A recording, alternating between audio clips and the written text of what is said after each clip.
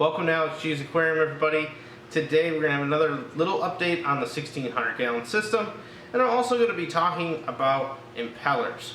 This will be the first video in the series where I start talking about the DIY needle wheel impeller on the protein skimmer that I built. When I first started encountering these things called needle wheel impellers, or pinwheel impellers, or mesh wheel impellers, as I started to ask myself, why do I need to use one of these? What is the difference between that and a stock impeller on a protein skimmer?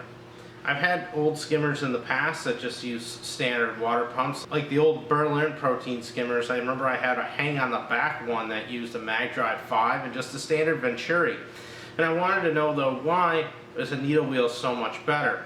And I wanted to see if I needed one, I needed to kind of custom design one.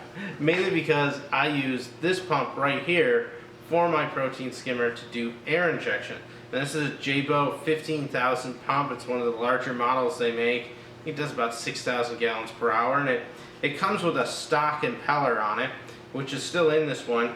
Matter of fact, I took this pump off of the 150 gallon tank as its return pump simply because it was so powerful. I had to turn it to its lowest setting and then take the ball valve on it and close it about halfway to give me the adequate water flow for that tank.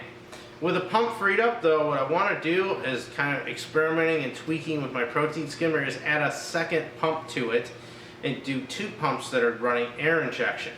I thought I'd take this opportunity though to talk about what a needle wheel exactly is and how it works. I think the best way to actually demonstrate that to everybody is to actually show you the difference between what one of these Jebao pumps does with a stock impeller with an air intake Venturi on the intake of the pump versus a needle wheel that's on there right now, so that everyone can see the difference and see why exactly you want to go with a needle wheel impeller versus a stock water pump impeller. Let's go ahead, go into the fish room, set this up. I'm first going to use the needle wheel impeller, let you guys see its bubble creation, and then I'm going to set it up with the stock impeller, same exact setup, and then show you guys the bubble creation with that. For the first test, I've taken the protein skimmer and just shut off the standard needle wheel impeller that's on here. The only bubbles that are coming up right now are actually from the drain line, so just try to kind of ignore those right now. I'm going to take this needle wheel impeller pump, turn off the feed mode, and allow it to start back up. So it's just getting that initial chunk of air. You guys will see just how quickly a blinding wave of bubbles comes out of this thing.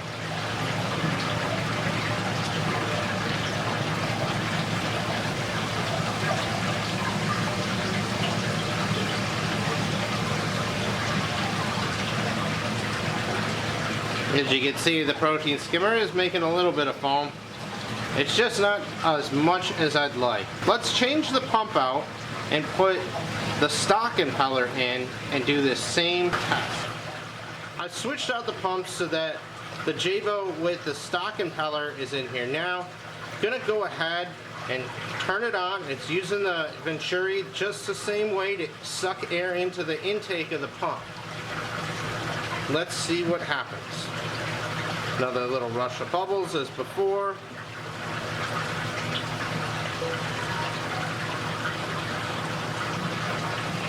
As you'll see, we're starting to get some bubbles coming out.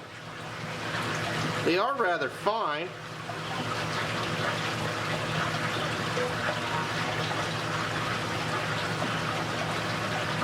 We are now getting some bubbles coming out. I can hear the pump ramping up a little bit more. But there is a difference here. I don't know, you should be able to see it on camera, but see how the bottom, we could still see the outer ring of the bubble chamber. Whereas with the other pump in here, that was completely obscured and you can't see any of that. It's a big difference in the amount of bubble production we're getting. It's also a lot harder on the pump because it's really not designed to do this. So does it work? Yeah, it kind of does. But still being able to see the bottom here the bubble results are a little lackluster. There's also a lot of larger bubbles getting mixed in here. It's not so fine and chopped up air to get a really big mist. The next thing I want to do is take this apart, show you guys the differences between the impellers so that you can understand why we are seeing such a difference in the amount of bubbles being created by a stock impeller versus a needle wheel impeller. After completing these tests, I think it's pretty clear that the stock impeller that comes with the Jebao, while it does produce some air bubbles in here, it doesn't produce the fineness or the quantity of bubbles that really are being put off by the needle wheel impeller. Now, I have shown this in a previous video, but I had said I will not talk about how I made it until I actually give it some field testing. Now, it's been running probably for about a good solid month, maybe even more now. Just going through and inspecting it. All of the needles are still in the wheel, which is a good sign. Give you guys a bit of a closer look here. This needle wheel here is what we're going to be working towards making here. This will be a multi-series video, just so everyone's aware, because there's quite a few steps in this, and I want to take the time to make this properly, really show everybody exactly all the steps I'm taking to make this needle wheel impeller. I'm also going to make more of a standard needle wheel as well, that's just going to have a single flat face on the bottom and just needles sticking up. I kind of like to put that onto the other pump as well and just experiment a little bit and see if I'm getting any kind of efficiency out of it. I wanted to really focus though as to why there's such a difference between how air is getting chopped up in these impellers. This is the original stock impeller that came off of the Jebao.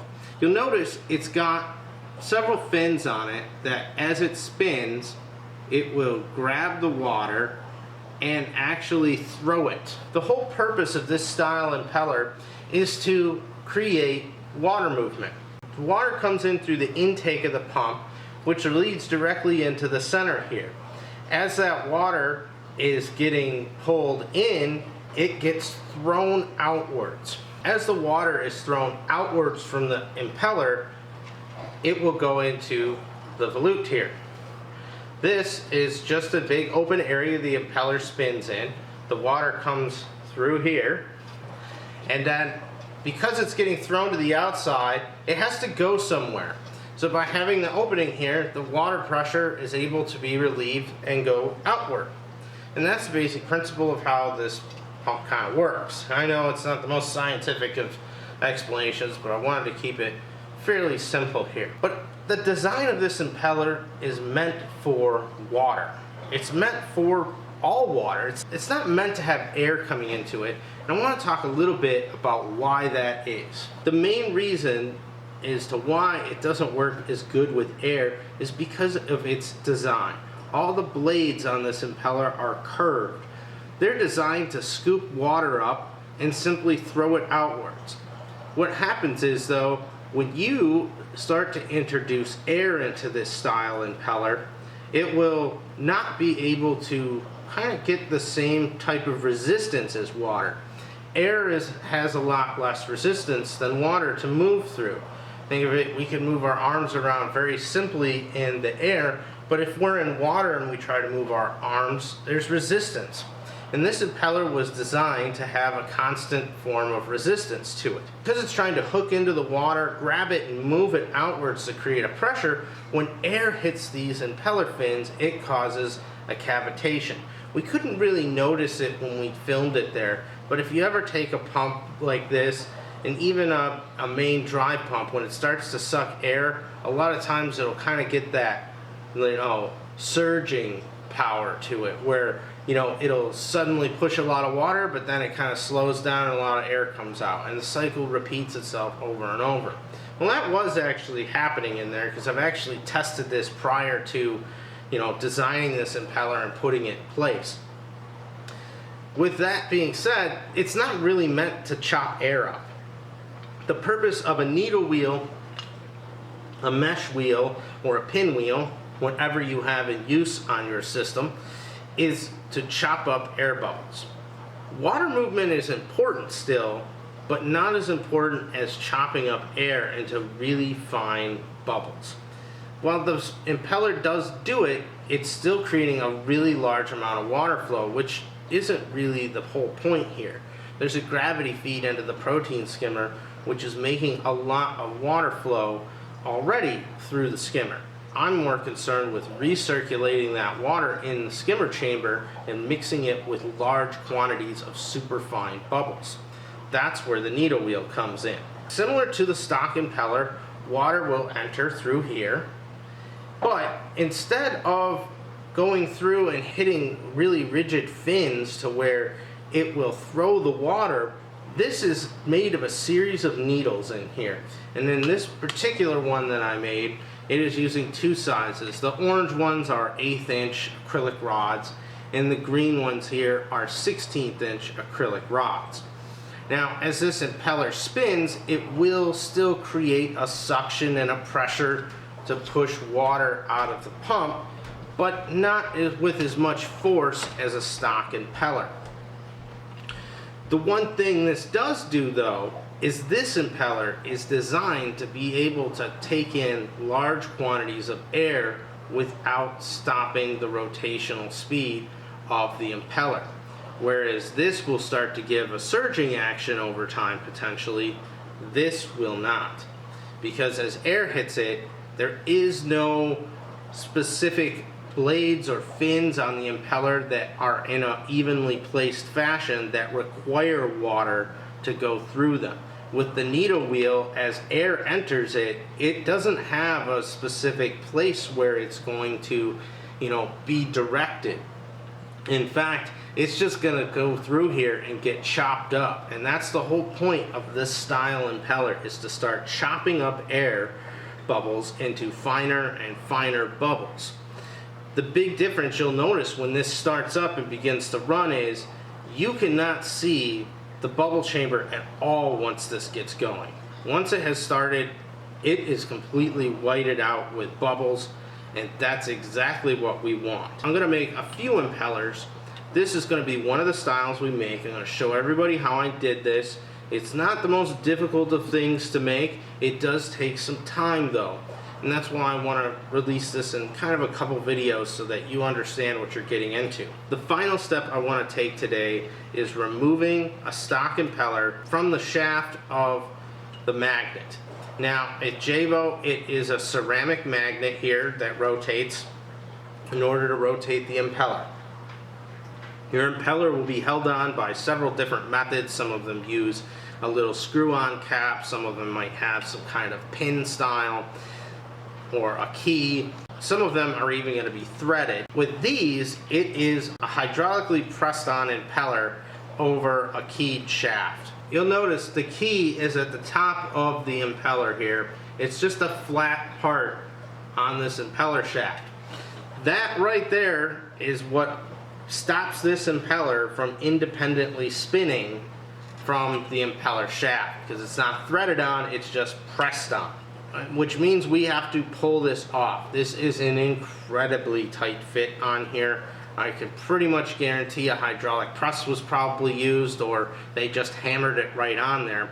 Which, putting things on here might not be so hard, but taking this off is going to be a bit of a challenge. I think the best way to do this, that's going to be the least risky to the impeller shaft, is to get a little setup here, and we're going to pound out this impeller. It is a risky process. I will warn you right now. If you do this, you're doing it at your own risk, because you can break this impeller shaft. You can shatter the magnet. If you do that, then you might not be able to get a new one depending on the brand of pump. I know with these Jebaos, the 15,000s, I haven't even found replacement impellers listed online, which is telling me that it's probably going to be the same cost as a brand new pump.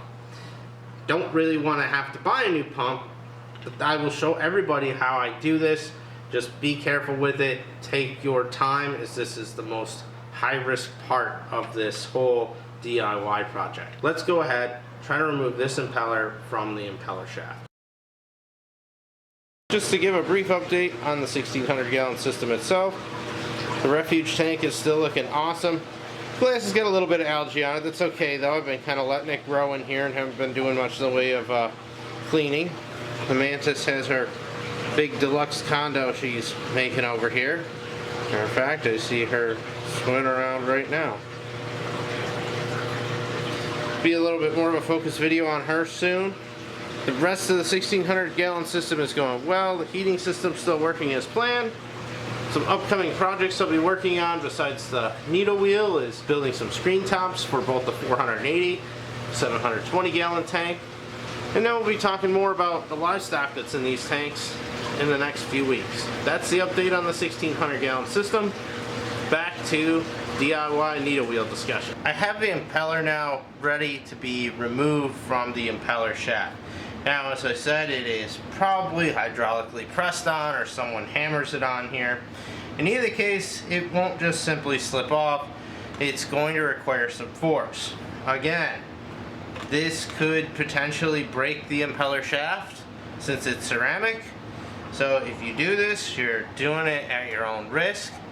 What I've done to hold this in place is I've clamped a couple of pieces of wood to kind of cradle the impeller, and then I'm going to apply force directly onto the impeller shaft to remove it. Now there is a center hole here, and I know some people might be thinking, hey, this would be a great place to put a wheel puller. Well, a wheel puller I think could work. I did kind of experiment around with it a little bit. My concern became though is that the amount of pressure being put on the center point of the shaft with the wheel puller though might split it.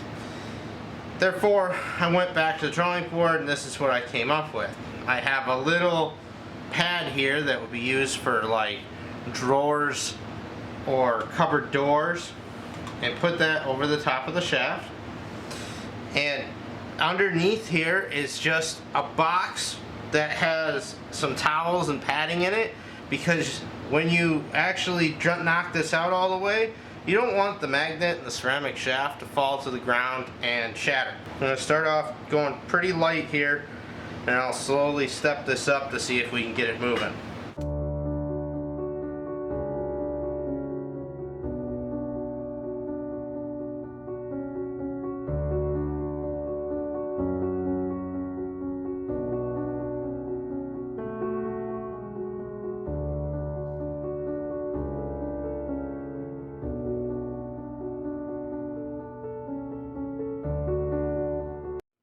Is off, and here are the pieces. This generally is sitting on here like this, so this comes off. You'll see they'll just have a little ceramic wear pad here, a little bit of dirt on it just because I've been using it. Overall though, the ceramic shaft is okay. There's no chips or cracks on it. The magnet's still in place. It did exactly what I was supposed to do. The main part is now done. With the stock impeller removed from the Jebao pump shaft and magnet, I'm now free and clear to take the next steps into building a DIY needle wheel impeller. That is what I'm going to cover on the next video in this series, is focusing specifically on how to start constructing the impeller and getting it attached on here. It might take one or two videos to do. We'll see how much time and detail I need to put in. I really want to hear if anyone has any comments or questions on how I described standard impellers versus needle wheels today, or if you have other questions you want me to answer about needle wheel impellers, or something specific as to how I'm building the DIY needle wheel impeller. Go ahead and leave it in the comments down below. I'll try to answer all the questions that I can, and if there's something I feel that could be incorporated into the next video of this series, I will definitely do that. I really want to share with everybody how I did this. It's a fun project, and there's a potential for some that it might save you a little bit of money. If not though, it's still something fun to try and experiment with. That's what I wanted to cover in today's video. Of course, if you like today's video, go ahead and give me a thumbs up. Let me know that I'm doing a good job. If you didn't like the video, that's okay too. You can give me a thumbs down. That's alright. Of course, if you want to see more on the 1600 gallon system, some of the DIY projects like the needle wheel impellers that'll be coming out soon, go ahead and hit that subscribe button. One final thing I wanted to say is thank you to all of my subscribers. I have just surpassed 700 subscribers. I've had a lot of fun making this channel and providing content to everybody out there viewing it. I've had a lot of fun doing it. Please let me know if there's topics that you want to cover. I've really got a lot of stuff I want to talk about, but if someone has some really interesting topics they want me to cover on here, I'd be more than happy to incorporate them into the video, as I really want to share all the different aspects of this system and how it operates over time. As always, everybody, thanks again for watching, and I'll see you on the next video.